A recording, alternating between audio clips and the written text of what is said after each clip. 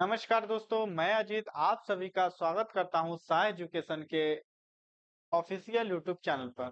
तो ये वीडियो आप सभी के लिए बहुत ही महत्वपूर्ण है क्योंकि इस वीडियो में हम पीवाईक्यू आधारित क्वेश्चनों को सॉल्व कराने वाले हैं, जो कि रेलवे, एसएससी या कोई भी एग्जाम की प्रिपरेशन आप कर रहे हैं तो उन सभी एग्जामों के लिए ये वीडियो बहुत ही महत्वपूर्ण है। तो चलिए वीडियो को शुरुआत करते हैं और गणित के कुछ इंपॉर्टेंट प्रश्न जो कि आगामी परीक्षाओं के हिसाब से आने की बहुत ही प्रायोरिटी है। तो चलिए वीडियो को शुरू करते हैं। तो अगर हम बात करें पहले प्रश्न की, तो आपके स्क्रीन पर कुछ इस तरीके का है। ये जो प्रश्न है, रेलवे रिक्वायरमेंट बोर्ड के जेई सीबीटी फर्स्ट के एग्जाम में आए हुआ रियल क्वेश्चन। देन अगर हम बात करें, यदि ए का वेतन बी के वेतन से 31% अधिक है तो बी का वेतन ए के वेतन से कितने प्रतिशत कम है, ये हमें कैलकुलेट करना है। तो अगर हम बात करें दोस्तों, यहाँ कह रहा है ए का वेतन बी के वेतन से 31% अधिक है। ए का वेतन जो है बी के वेतन से, अगर हम मान लेते हैं, माना कि जिस हिसाब से प्रश्न करा, ए का वेतन बी के वेतन से 31% अधिक है, तो यहाँ माना कि बी का वेतन अगर 100 रुपए है, तब ए का वेतन जो होगा वो 31% जो होगा, 31% अधिक होगा। मतलब इस 100 में वो ऐड ऑन हो जाएगा। तो अगर हम 100 का 31% निकाल दें तो वो अपने आप में 31 रुपए के आसपास होगा। और हमारा प्रिंसिपल जो है वो 100 है, इसमें 31 जुड़ेगा तो ये अपने आप में 131 हो जाएगा। 131 होने के कारण अब कह रहा है बी का वेतन ए के वेतन से कितने प्रतिशत कम है। कमी की बात कर रहा है। ए का वेतन जो है वो अपने आप में 131 है, बी का वेतन जो है वह अपने आप में 100 है। इन दोनों का अगर हम डिफरेंट चेक करें तो वो जो होगा वो 31 के बराबर होगा। 31 का जो अंतर है वो है किस पे, 131 पे। हम निकाल देंगे प्रतिशत के कारण 100 का इसमें इंटू कर देंगे। तो जब हम इसको करेंगे तो 31 से ये जो संख्या है 23.66, सॉरी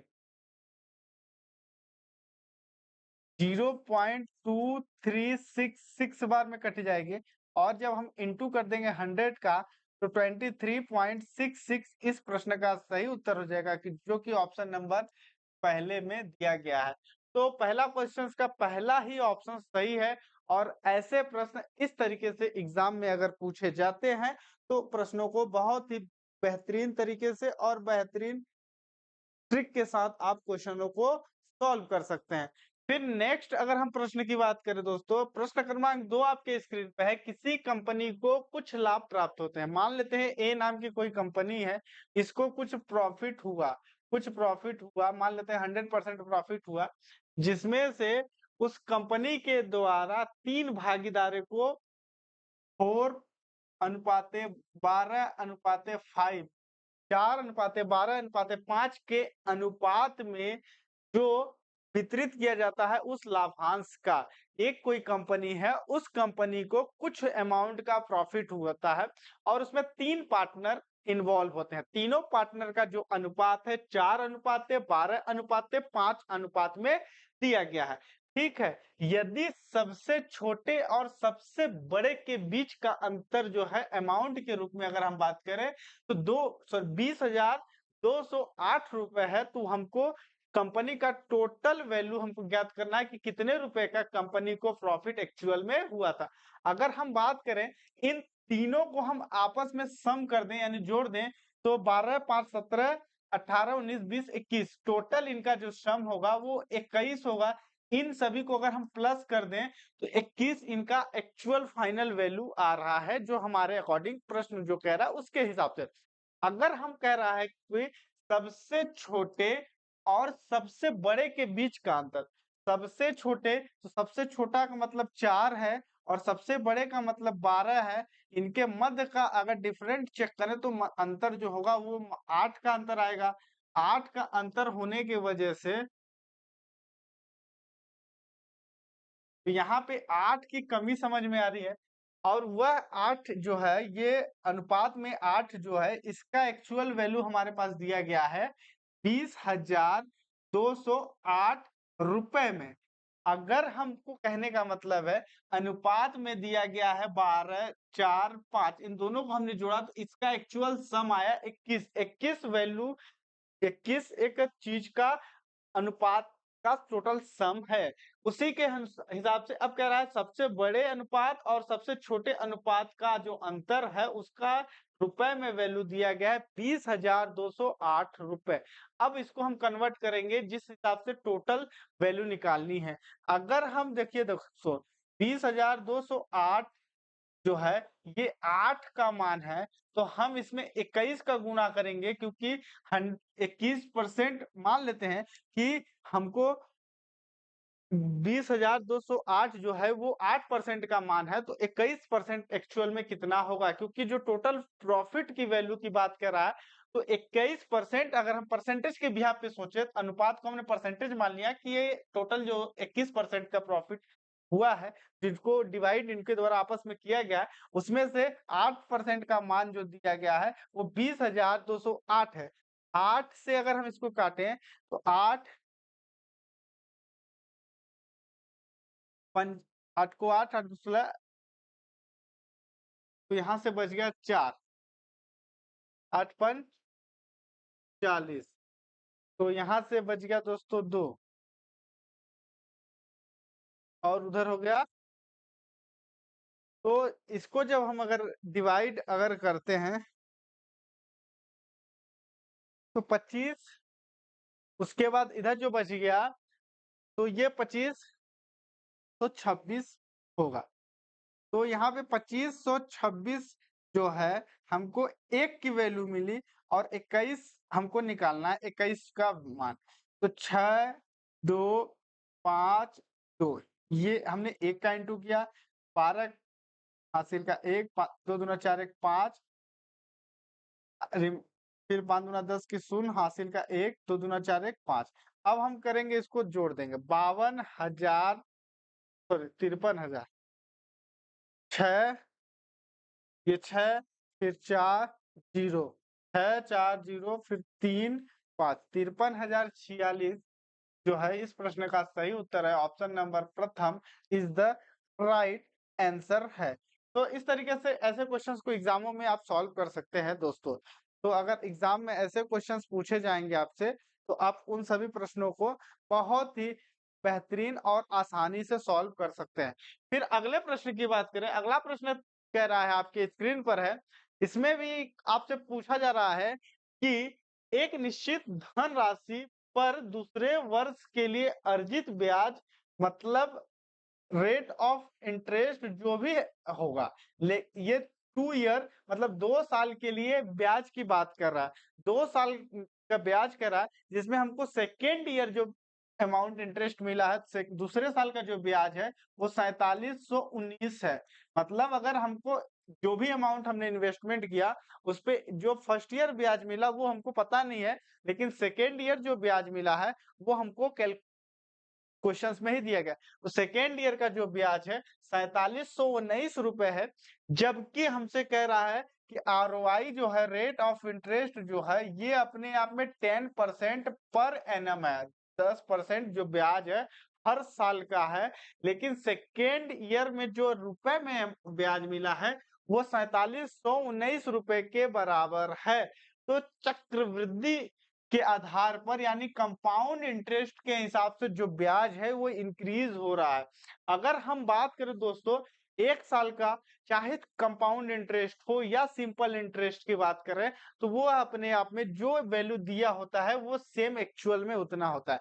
लेकिन अगर दूसरे साल के अगर कंपाउंड इंटरेस्ट की बात करें दोस्तों तो हम जैसे अगर 10% है तो पहला 10 फिर दूसरा 10 एक 10 फिर प्लस में 10 करेंगे फिर यहाँ पे प्लस करेंगे यहाँ पे 10 इंटू 10 करेंगे और डिवाइडेड बाई 100 कर देंगे। ये ऐसा हम 10 2 बार 3 बार जितने बार के लिए जैसे अगर 3 बार होता तो यहाँ पे 3 बार 10 को प्लस करते और 3 बार 10 को यहाँ पे इंटू करते अब देखिएगा, यहाँ से जब हम करेंगे तो ये हो जाएगा अपने आप में 20 और 10 दाहम में 100, 100 से ये 2 जीरो से 0 कट गया तो यहाँ पे 1 हो गया। मतलब ओवरऑल 2 साल में 21% कंपाउंड इंटरेस्ट लगेगा। 2 साल का चक्रवृद्धि ब्याज जो है वो 21% है। अब 21% की बात करें तो 21% है, तो 21% जो सेकेंड ईयर में कंपाउंड इंटरेस्ट होगा, वो होगा 2 साल का कंपाउंड इंटरेस्ट की बात कर रहे हैं, 21% होता है।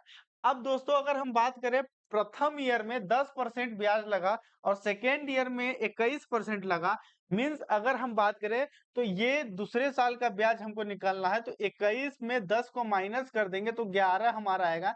मतलब दूसरे साल 11% ब्याज लगा, चूंकि 1% जो इंक्रीज हुआ है वो उस प्रथम साल के ब्याज का ब्याज इसमें 1% ऐड हो गया है। तो यहाँ पे दोस्तों 4719 जो है यह अपने आप में 11% है, तो 100% हमको निकाल देना है। 4719 जो है वो अपने आप में 11% है, तो हमको यहाँ पर 100% निकालेंगे क्योंकि 100% ही धन राशि होगी, क्योंकि धन राशि जो है 100% है। तो इसको जब हम काटेंगे तो 429 बार में ये संख्याएं कट जाएंगी। 429 का गुना हम 100 में करेंगे तो 2 जीरो और बढ़ जाएगा, 429 मतलब 42,900 इस प्रश्न का सही उत्तर हो जाएगा। प्रथम sorry second answer is the right answer. फिर दोस्तों अगले क्वेश्चंस की बात करें, 9 पुरुष किसी कार्य को 21 दिन में कर सकते हैं। 9 मेल हैं, 9 मेल जो है किसी कार्य को 21 दिन में कर सकते हैं। मतलब 9 आदमी है किसी कार्य को 21 दिन में कर सकते हैं, उनकी जो क्षमता है उसके हिसाब से वो 21 दिन का समय लेंगे। अगर आगे कह रहा है जो प्रश्न है कि 3 दिन में कराने के लिए कितने पुरुषों की रिक्वायरमेंट है, मतलब हमारे कहने का है कि कोई काम अगर हमको किसी व्यक्तियों से करवाना है तो हमको उसके लिए यहाँ पे कह रहा है कि 9 पुरुष जो है किसी कार्य को 21 दिन में कर सकते हैं, तो उसी काम को 3 पुरुषों से हमको करवाना है, उसके लिए कितने आदमी की आवश्यकता पड़ती है, तो एक्स मेल हम लिख देते हैं यहाँ पे। तो ये जब हम इंटू कर देंगे तो 9 9 एकम 9 9 दूना 18 189 एम बराबर 3 एम ही कर देते हैं, यहाँ पे एक्स को हटा देते हैं। ठीक है दोस्तों, अब हम क्या करेंगे, या इसको ए मान लेते हैं, एक्स ही मान लेते हैं, चलिए इंटू एक्स। तो यहाँ से हम क्या करेंगे, 189 बटा 3 बराबर एम ही कर देते हैं, एक्स को यहीं से छोड़ देते हैं। ठीक है, तो 3 छंग 18 3 इकाई 9 एम बराबर 63, मतलब पुरुषों की संख्या 63 होनी चाहिए, तब कहीं पर जाकर के वह काम जो 9 पुरुष 21 दिन में कर रहे हैं उस काम को जो व्यक्ति हैं वो लोग मिल करके आपस में 63 पुरुष अगर रहेंगे तो वो लोग 3 दिन में काम को कंप्लीट कर लेंगे।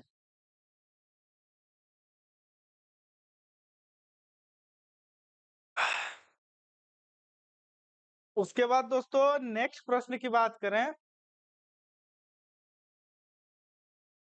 अगला प्रश्न कह रहा है यदि नाव की चाल 32 किलोमीटर प्रति घंटा है और धारा की चाल 23 किलोमीटर प्रति घंटा है, नाव द्वारा धारा की विपरीत दिशा में और धारा की दिशा में यात्रा करने पर लिया गया कुल समय ज्ञात कीजिए।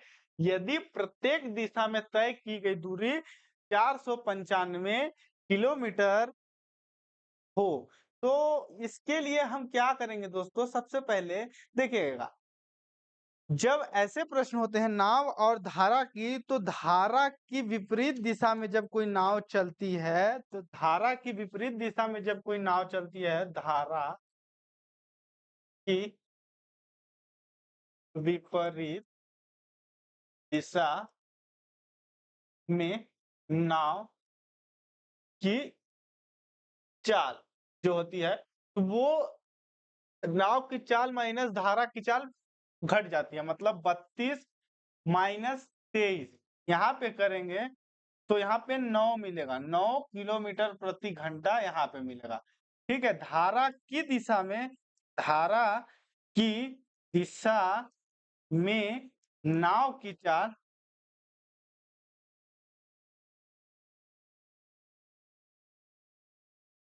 तब इस केस में ये दोनों आपस में जुड़ेंगे, तो उस केस में हम क्या करेंगे, 32 प्लस 23 इक्वल टू 55 किलोमीटर प्रति आवर हो जाएगा।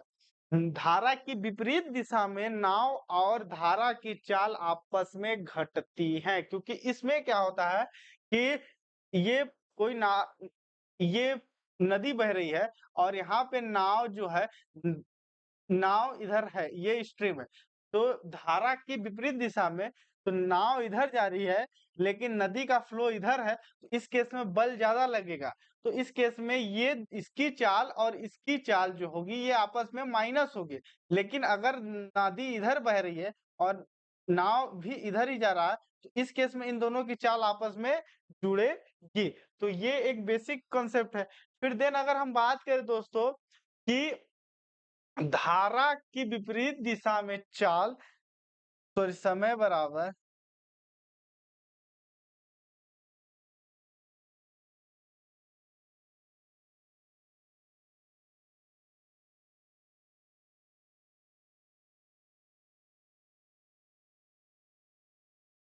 दूरी बराबर समय बराबर दूरी बटा चाल। तो ये हम निकाल रहे हैं धारा की विपरीत दिशा के अकॉर्डिंग। तो समय मतलब हमारे पास दिया क्या है, 495 किलोमीटर जो डिस्टेंस है, और चाल है 9 किलोमीटर प्रति घंटा जो हमने यहाँ पे निकाला हुआ है। तो 9 पना 45 और फिर बच गया 9 पना 45। तो यहाँ पे जो है धारा की विपरीत दिशा में जो समय है वो 55 आवर होगा। अब धारा की दिशा में जो चाल होगी, तो उस केस में जो डिस्टेंस है वो 495 ही होगा, और लेकिन जो चाल होगी वो 55 किलोमीटर है। तो 55 से जब हम इसको डिवाइड करेंगे तो यहाँ पे हमको 9 मिल जाएगा। अब इस केस में अब आगे हम क्या करेंगे कि हमको कह रहा है कि समय ज्ञात कीजिए, तो हमको समय ज्ञात करना है। तो समय ज्ञात हमको करने के लिए आगे हम क्या करेंगे कि जो कुल समय है, कुल समय निकालने के लिए इन दोनों को हमको जोड़ देना है। टोटल टाइम कंजम्पशन बाई जो नाव की है, तो वो 55 प्लस 9 हो जाएगा। तो 9 10 मतलब यहाँ पे हो गया 64 किलोमीटर प्रति आवर। तो ऑप्शन नंबर दूसरा जो है इस प्रश्न का सही है आंसर। 6 नंबर क्वेश्चन कह रहा है 5 सेंटीमीटर भुजा वाले एक घन को 1 सेंटीमीटर भुजा वाले छोटे घनों में काटा जाता है, तो बड़े घन के पृष्ठीय क्षेत्रफल तथा सभी छोटे घनों के कुल पृष्ठीय क्षेत्रफल का योगफल का अनुपात हमको ज्ञात करना है। तो घन का पृष्ठीय क्षेत्रफल इक्वल होता है घन का पृष्ठीय क्षेत्रफल इक्वल टू होता है 6 इंटू भुजा स्क्वायर। तो हमारे पास है बड़े घन का जो है, तो एज इट इज जो फॉर्मूले में भुजा जो है 5 सेंटीमीटर, मतलब 5 गुने 5 पचम 25 छक्का 125। यहाँ पे हमारे पास आ चुका है 125, सॉरी यहाँ पे 150 सेंटीमीटर होगा, सॉरी दोस्तों सॉरी, 150 सेंटीमीटर स्क्वायर। अब छोटे घन का जो फॉर्मूला होता है, छोटे घन के लिए जो हमारे पास यहाँ पे कह रहा है 1 सेंटीमीटर भुजा वाले छोटे घनों में जब इनको डिवाइड किया जाता है, तो घनों की संख्या, छोटे घनों की संख्या बराबर बड़े घनों की संख्या बटे छोटे घनों की संख्या होती है। छोटे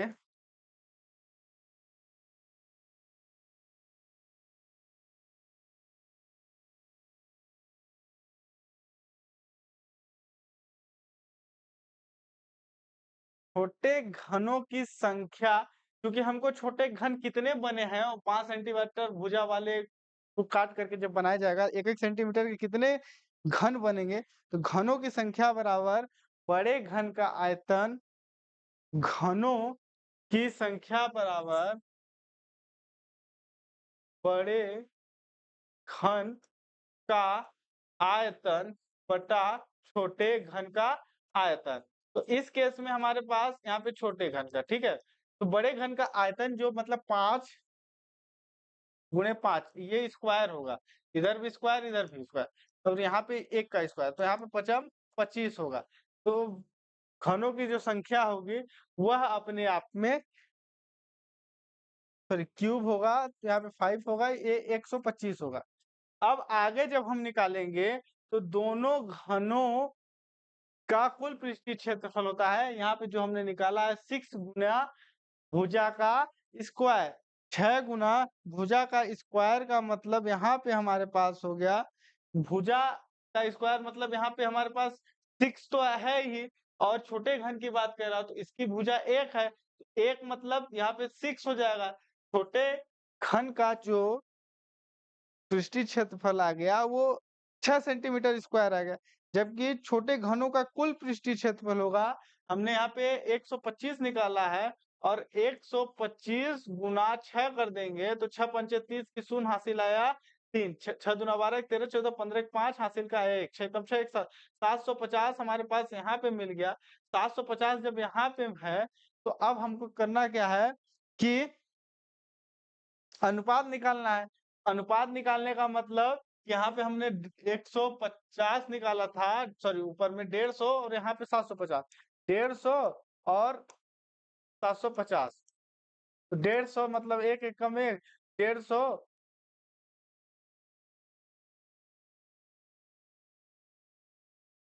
पचम 25 मतलब 1:1 इज द राइट आंसर, मतलब option number 2 is the right answer. अगले प्रश्न की तरफ अगर हम बढ़े दोस्तों, अगला प्रश्न हमारे स्क्रीन पे है कि दिए गए व्यंजक को सरल कीजिएगा। तो 1 minus cos A cosec A plus cot A का मान हमको ज्ञात करना है। तो देखिएगा इसके लिए सबसे बेस्ट है इनका जो फॉर्मूला, और जो फॉर्मूला है उसी के हिसाब से ये सॉल्व होगा। तो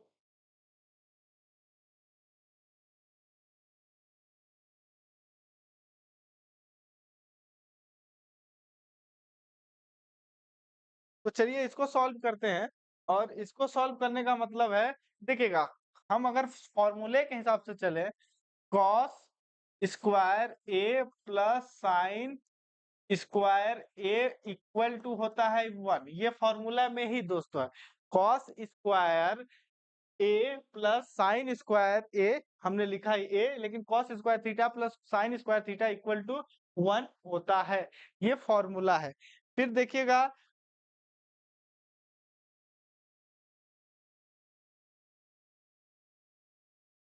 कॉसेक कॉसेक कॉसेक बराबर होता है, कॉसेक को हम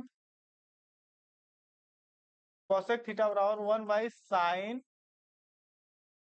इस तरीके से लिख सकते हैं साइन ए या साइन थीटा यहाँ पे। फिर हमारे पास कॉट की बात कर रहा है, कॉट ए बराबर इसको भी हम लिख सकते हैं 1 बाई सॉरी कॉस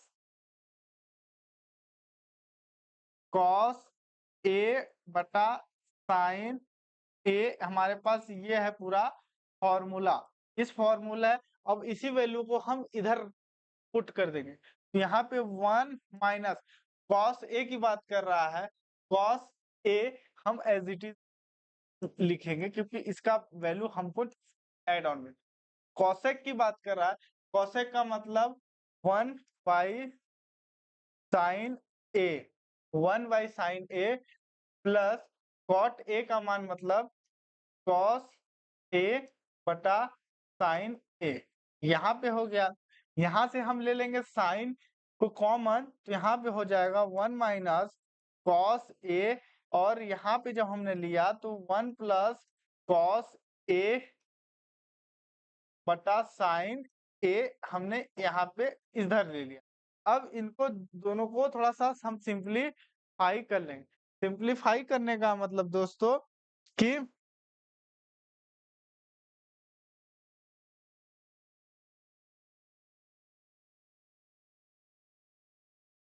तो इसका जब इसमें इंटू हो जाएगा तो यहाँ पे हो जाएगा 1 माइनस, क्योंकि ये माइनस इसमें इंटू होगा, 1 माइनस कॉस स्क्वायर ए बटा साइन ए, यहाँ पे हो जाएगा 1 माइनस कॉस बराबर होता है साइन, और चूंकि स्क्वायर है तो स्क्वायर ए बटा साइन, यहाँ पे ए हो जाएगा। साइन ए से एक कट जाएगा, मतलब इसका मान जो होगा साइन ए होगा। साइन ए का मतलब ऑप्शन नंबर 4 जो है इस प्रश्न का सही उत्तर है। तो आई होप अगर वीडियो अच्छी लगी तो लाइक करिए, चैनल पे नए तो चैनल को सब्सक्राइब करिए। मिलते हैं किसी नई वीडियो में, तब तक के लिए धन्यवाद दोस्तों।